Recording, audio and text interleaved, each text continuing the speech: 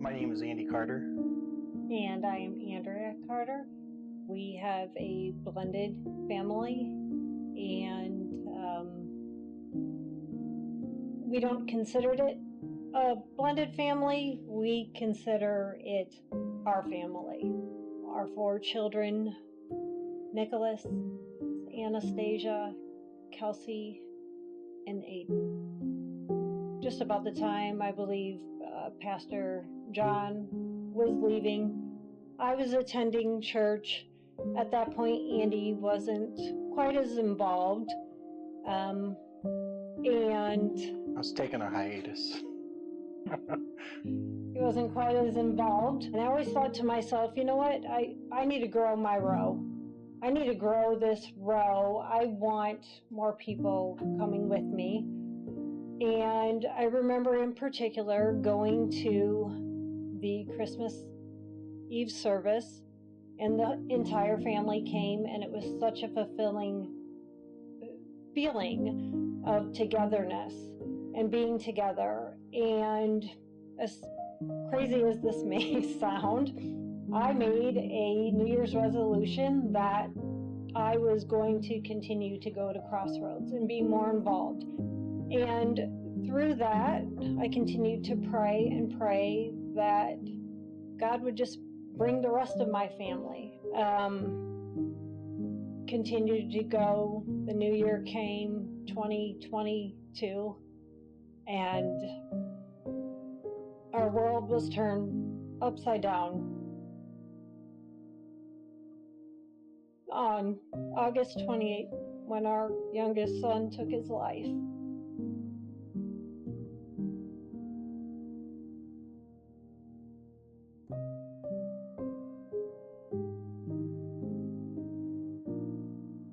One of the police officers, a chaplain, came to our house and he said, "Do you belong to a church?" And my first response was, "Yes, I attend the church." And they asked who could we contact from the church. I told him Pastor Keith was our lead pastor. And I remember saying to him, I don't even know that he would know who I am. We go there, but I haven't made a strong presence. I don't know that he would know me. Pastor Keith got in contact with us right away. The next day, we were at Crossroads, sitting down with him. And Andy and I both come from an upbringing, the Catholic background. We were concerned because in the Catholic Church, if someone commits suicide, takes their own life, they can't get into heaven, and that weighed heavily on us both.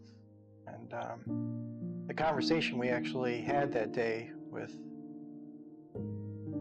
Keith was, it actually filled our hearts with hope. That was huge for us. It was a sense of peace. And okay, Pastor Keith's question to us was, is he a believer? Is Aiden a believer? And we looked at each other and said, absolutely. And he said, okay, he's in heaven.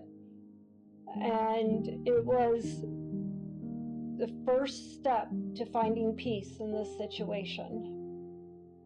We continued on with some family counseling and sat down, and I remember this one particular session that we were in, and he looked at Andy and I and he said, "How are you two doing?"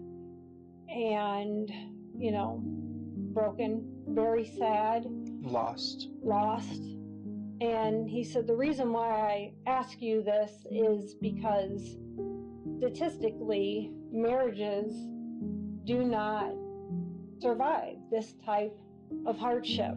And I thought, wow, what a really horrible thing to say to a set of parents that just lost their child.